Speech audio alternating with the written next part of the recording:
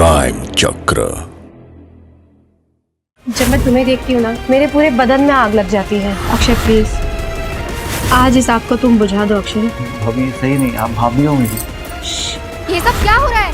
नहीं अंकिता, ऐसा कुछ नहीं, जैसा तुम देख रही हो ऐसा बिल्कुल नहीं है। ये सब कुछ मैंने अपनी आंखों से देख लिया है। तुम इतना ज्यादा नीचे गिर जाओगे ना, मैंने सपने में भी नहीं सोचा था, वो भी अपनी भाभी के साथ।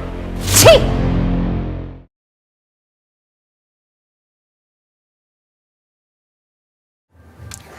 नमस्कार, मैं हूं रानी चैटर्जी। मैं फिर आ गई हूं एक बार क्राइम चक्र के एक नए एपिसोड में एक नई कहानी के साथ। शरीर की भूख को मिटाने के लिए कभी कभी इंसान इतना गिर जाता है कि अपनी सीमाएं भी भूल जाता है, और ऐसे ही जन्म होता है जुर्म का।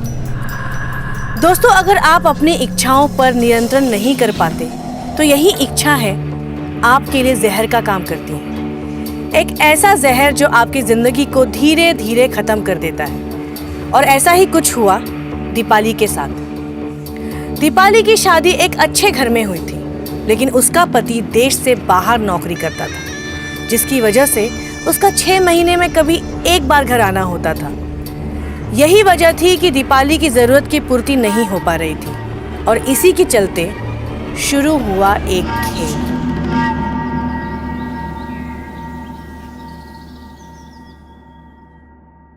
अक्षय, अक्षय बेटा, 11 बज गए। उठ। हॉस्टल में भी क्या 11 बजे तक सोया रहता था? हाँ, तू अब घर आ गया है, हॉस्टल में नहीं है। अब जल्दी उठना सीख। और हाँ, नहा धो के तैयार हो जा और मुझे मार्केट ले चल। मम्मी कुछ चले जाओ ना यार। अरे 2 साल से अकेले ही तो जाया करती हूँ। तेरा बड़ा भाई होता तो वो मुझे कभी अकेले नहीं जाने देता, और अभी भी जब वो दुबई से आता है ना, तो बिन बताए मुझे लेकर चलता है। अरे मम्मी यार, सुबह सुबह इमोशनल ब्लैकमेल आप मत करो प्लीज। आप चाय दो, बाहर रुको, मैं नहा कर तैयार होकर आता हूँ। अरे दीपाली,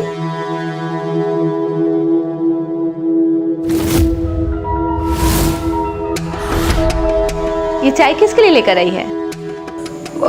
माँ जी, ये चाय मैं अक्षय के लिए लाई हूँ। वो तो मैंने दे दिए। अच्छा ठीक है, एक काम कर, जल्दी से ना नाश्ता बना कर लिया, हम दोनों मार्केट जाने वाले हैं। ठीक है माँ जी। अरे दीपाली, आज तो तू बड़ा सुंदर लग रही है, मेरी बहू को किसी की नजर ना लगे। थैंक यू माँ जी। अक्षय, तू जल्दी से तैयार होकर नीचे आ जा बेटा। अरे आप जाएंगे नहीं तो मैं कैसे तैयार होऊंगा? अच्छा, हम दोनों जा रहे हैं, तू जल्दी से आ।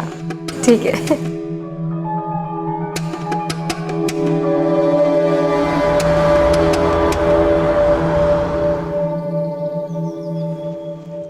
अक्षय, अक्षय जल्दी कर बेटा। आ रहा हूँ।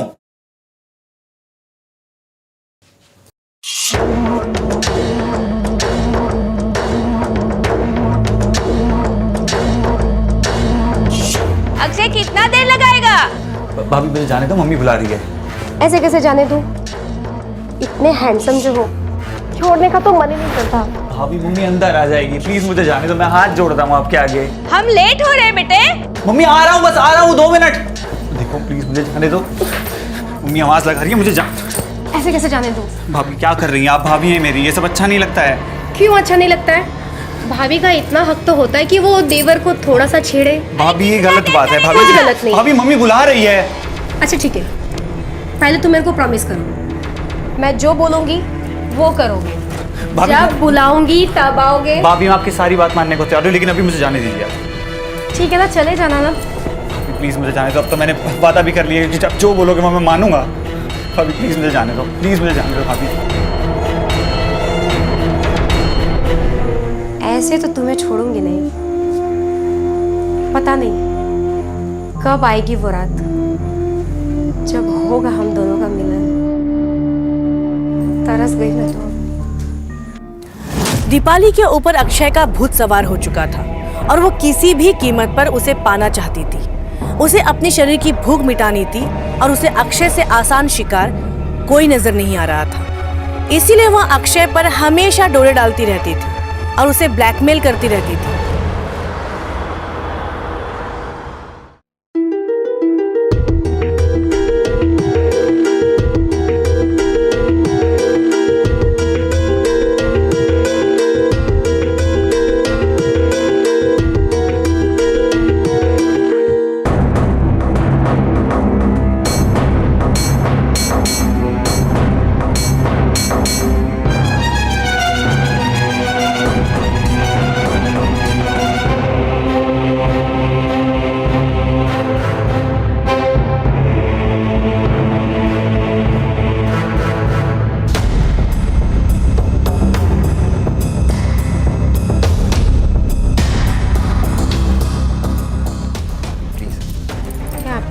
तुम्हारा काम करो, मैं मेरा कर रही हूँ।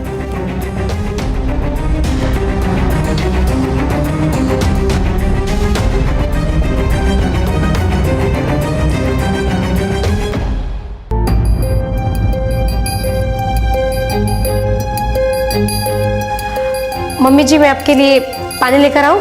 हाँ बेटा, एक गिलास पानी लिया, एक कप चाय भी लिया। जी माँ जी। अच्छा बेटा सुन, जी। वो मेरी सहेली बिमला है ना, उसकी बेटी अंकिता कुछ दिनों के लिए हमारे यहाँ आ रही है। बिमला को अचानक गांव जाना पड़ रहा है, तो हमारे यहाँ कुछ दिन रहेगी, तो वो गेस्ट रूम है ना, उसको ठीक कर दे। जी माँ जी। कितनी खुशी की बात है ना, अंकिता कितने दिनों बाद हमारे यहाँ पे आ रही है। कितने टाइम बाद हम दोनों वापस से फिर से ढेर सारी बातें करेंगे ना, बहुत मजा आएगा।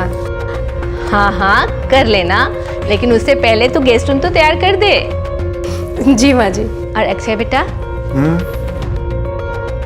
उसकी थोड़ी ना पढ़ाई में मदद कर देना, बहुत ज़रूरी एग्ज़ाम होने वाला है उसका। ठीक है माँ, कर दूंगा।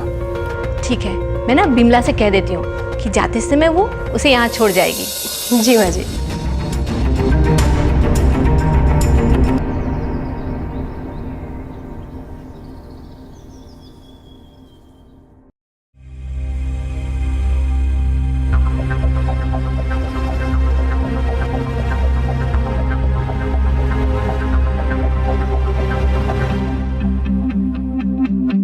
अक्षय, अक्षय।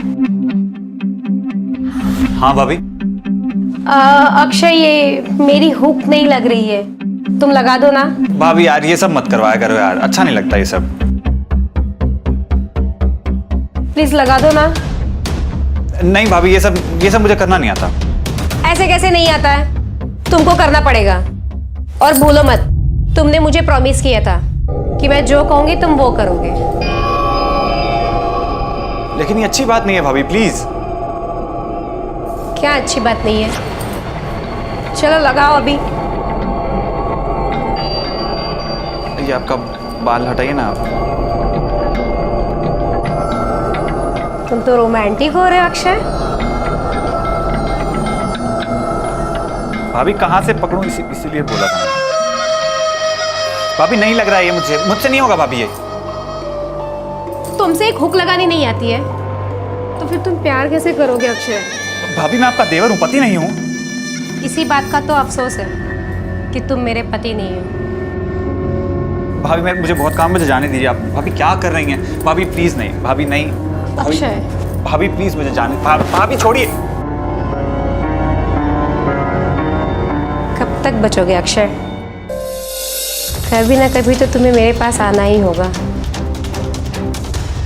ये रात कभी ना कभी तो आएगी।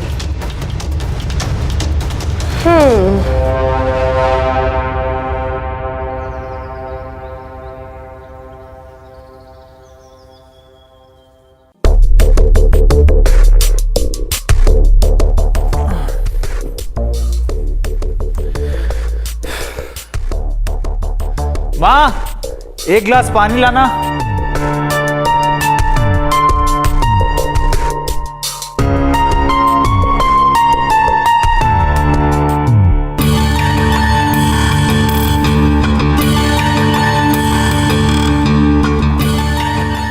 तुम कौन हो?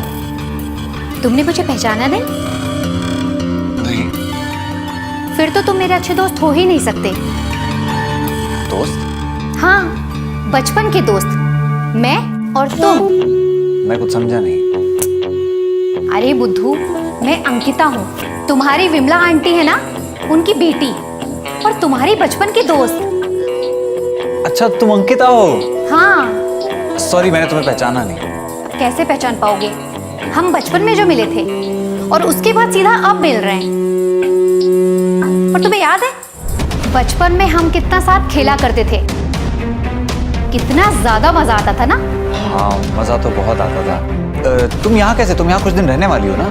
हाँ, तुम्हें पता है मैं अपने पूरे एग्जाम तक यहाँ पे रहने वाली हूँ, और तुम्हें मेरी पढ़ाई में मेरी मदद भी करनी होगी। और अगर तुमने ऐसा नहीं किया ना तो मैं तुम्हारी शिकायत आंटी से कर दूंगी। अरे मेरी शामत आई है, मैं तुम्हारी कोई बात को मना करूं? मैं बिल्कुल तुम्हारी हेल्प करूंगा। Good boy. अच्छा सुनो, यहाँ तुम्हारा रूम कौन सा है? हाँ चलो मैं तुम्हें अपना रूम दिखाता हूँ। ठीक है चलो।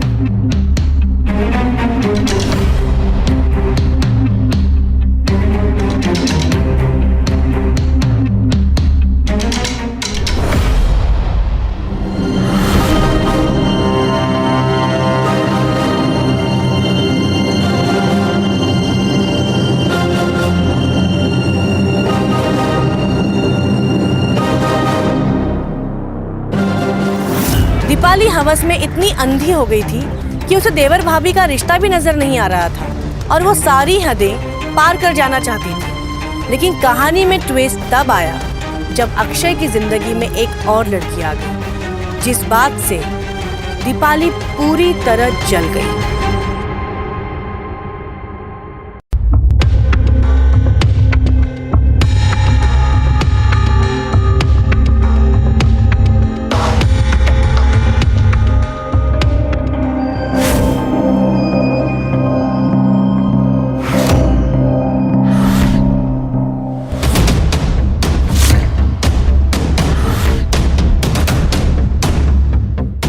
अरे अंकिता, खड़ी क्यों? आओ बैठो।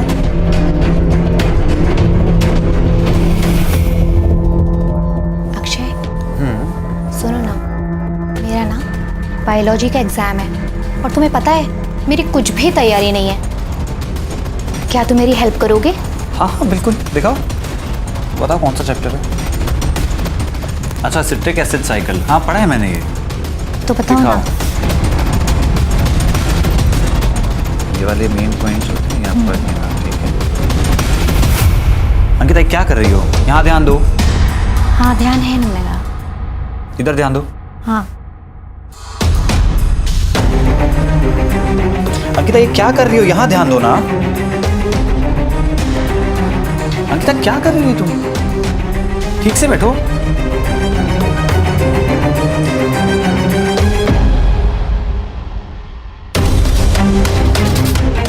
अंकिता ये क्या कर रही हो तुम?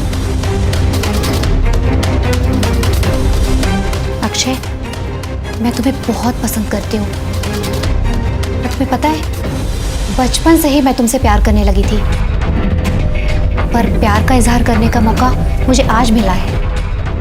क्या तुम सच में मुझसे प्यार करती हो? हाँ अक्षय, मैं तुमसे सच में बहुत ज्यादा प्यार करती हूँ। पता है तुम्हें, जब मैंने तुम्हें पहली बार उस दिन बाहर देखा था, हाँ मुझे तभी तुमसे प्यार हो गया था, बट कभी कह नहीं पाया। क्यों अक्षय? पता नहीं क्यों। खैर, अब तो कोई प्रॉब्लम नहीं है ना? नहीं।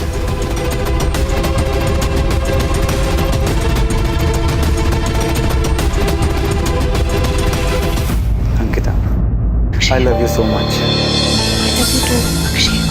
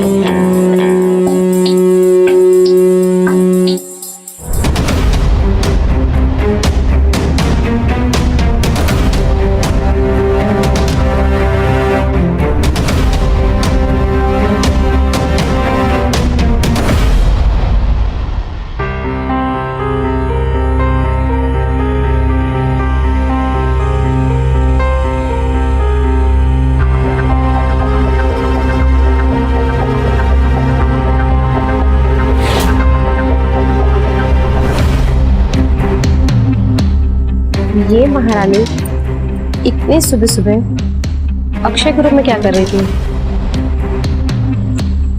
इसका मतलब इन दोनों के बीच में कोई ना कोई तो खिचड़ी पक रही है। पता करना होगा।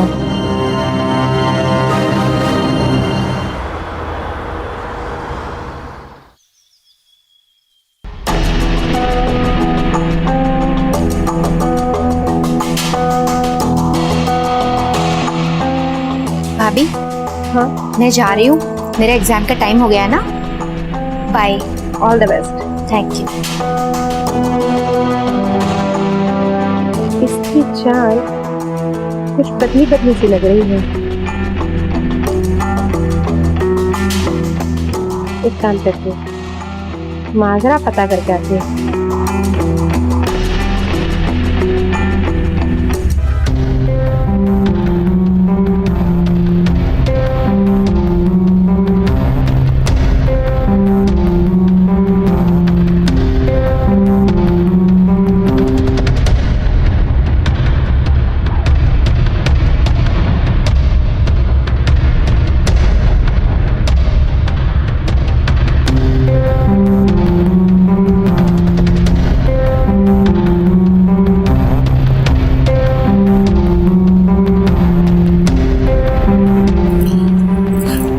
भाभी ये आप क्या कर रही हैं?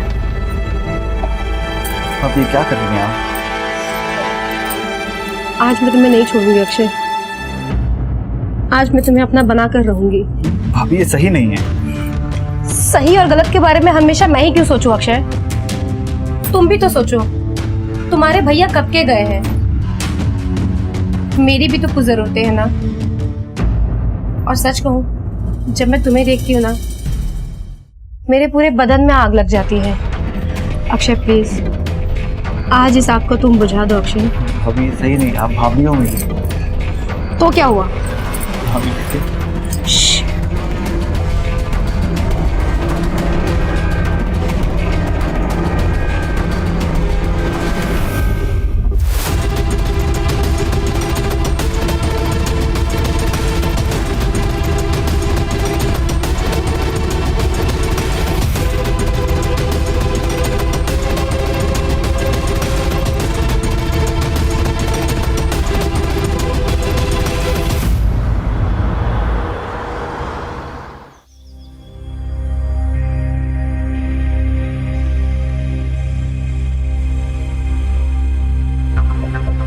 काम कर रहा हूँ। अंकिता क्या कर रही हो? दरवाजा खुला है, कोई देख लेगा। अरे देखता है तो देखने दो ना। तुम्हें तो पता है ना, मैं बहुत जल्दी इस घर की बहू जो बनने वाली हूँ। वाह, तो यहाँ ये सब चल रहा है। जानते हो ना, अगर माजी को पता चल जाएगा तो क्या होगा? भाभी आप गलत समझ रही हैं, ऐसा कुछ भी नहीं। मैं तो समझ जाऊंगी, लेकिन बाकियों का क्या करोगे? उसको कैसे समझाओगे? तुम दोनों अगर अपने कंट्रोल में रहोगे ना तो अच्छा होगा, वरना बातें खराब भी हो सकती हैं। जी भाभी, हम ध्यान रखेंगे। हाँ भाभी, आप बिल्कुल ठीक कह रही हैं। आगे से हम दोनों ध्यान रखेंगे। तुम मेरे साथ किचन में चलो। ठीक है।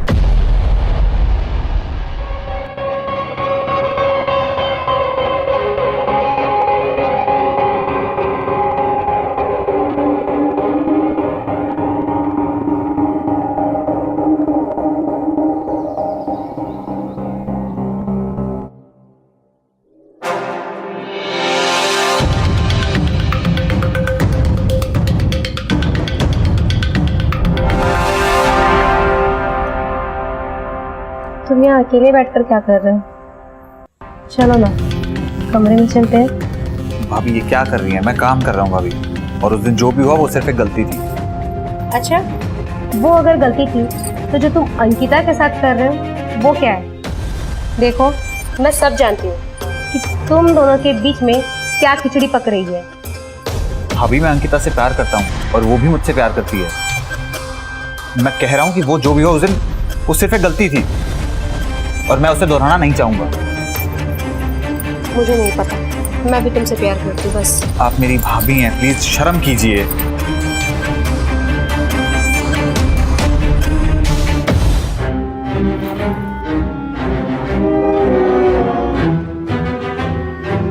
भाभी कसम से। भाभी आप। अक्षय, ये सब क्या हो रहा है? तुम मुझे धोखा दे रहे हो? नहीं अंकिता, ऐसा कुछ नहीं, जैसा तुम देख रही हो ऐसा बिल्कुल नहीं है। अच्छा, ये सब कुछ मैंने अपनी आंखों से देख लिया है। तुम इतना ज्यादा नीचे गिर जाओगे ना, मैंने सपने में भी नहीं सोचा था। वो भी अपनी भाभी के साथ। छी! मैंने तुमसे प्यार करके ना बहुत बड़ी गलती कर दी है। आज से तुम्हारा मेरा अक्षय कोई रिश्ता नहीं है। मेरी बात समझने की कोशिश कर, जैसा तुम्हें दिखाई दे रहा है वैसा बिल्कुल नहीं है। मैं पूरी बात तुम्हें समझा सकता हूँ, मेरी बात सुनो। मैं सिर्फ तुमसे प्यार करता हूँ अंकिता, प्लीज। वो मेरा हाथ, मुझे कुछ नहीं सुनना। मुझे तुमसे कोई रिश्ता नहीं रखना। मुझे भूल से भी ना फोन मत करना, ठीक है अक्षय?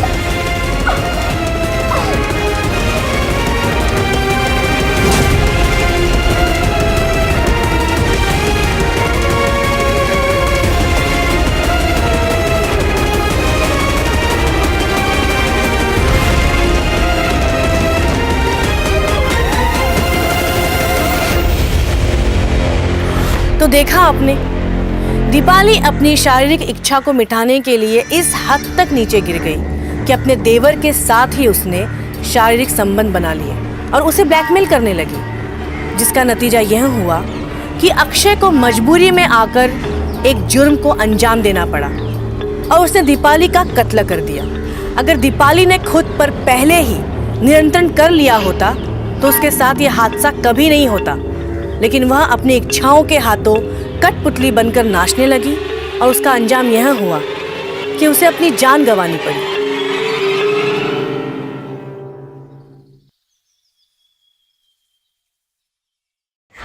बहू, दीपाली, ए बेटा उठना।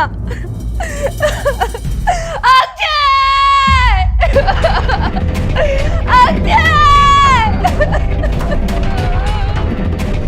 अक्षय! देख तेरी भाभी को क्या हो गया। दीपाली, अंकिता, तूने ये किया ना? हाँ, क्या बिगाड़ा था मेरी बहू ने? क्यों मारा दीपाली को तूने? मुझे फोन करके उसने सारी बात बता दी। तेरा और अक्षय का चक्कर चल रहा था। जब ये बात दीपाली को पता चली तो तूने इसे मार दिया। क्यों किया ऐसा? माँ, अंकिता ने कुछ नहीं किया। आप उस पर इल्जाम लगाना बंद कीजिए। उसने खून नहीं किया माँ। अब तू इसकी तरफदारी करेगा? इसने खून नहीं किया तो किसने किया? माँ, इन्हें मैंने मारा है।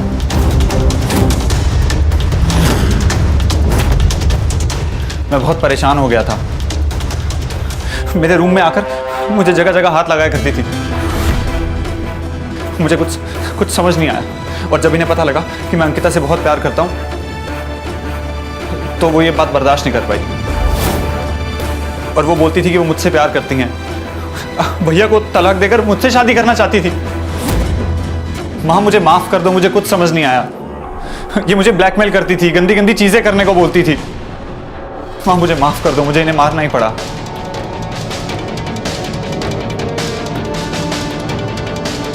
मुझे माफ कर दो अक्षय। मैंने तुम पे शक किया और मुझे सच में नहीं पता था कि भाभी ने ये सब कुछ तुम्हारे साथ किया है। मुझे प्लीज अक्षय माफ कर दो। अंकिता, मैं सिर्फ तुमसे प्यार करता हूँ। मैंने तुम्हें कोई धोखा नहीं दिया है।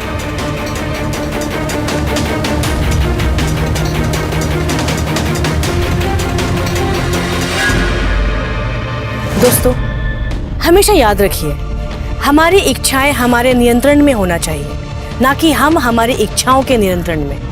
और जब ऐसा होता है कि हमारी इच्छाएं हमारे ऊपर हावी हो जाती हैं तो इसी तरह के हादसे और घटनाएं होने लगती हैं। इस तरह के जुर्म होने से बचने के लिए बहुत ज़रूरी है कि हम अपने इमोशंस और नीड्स पर कंट्रोल करना सीखें। मिलते हैं अगली कहानी में, तब तक सतर्क रहिए, सुरक्षित रहिए। जय हिंद।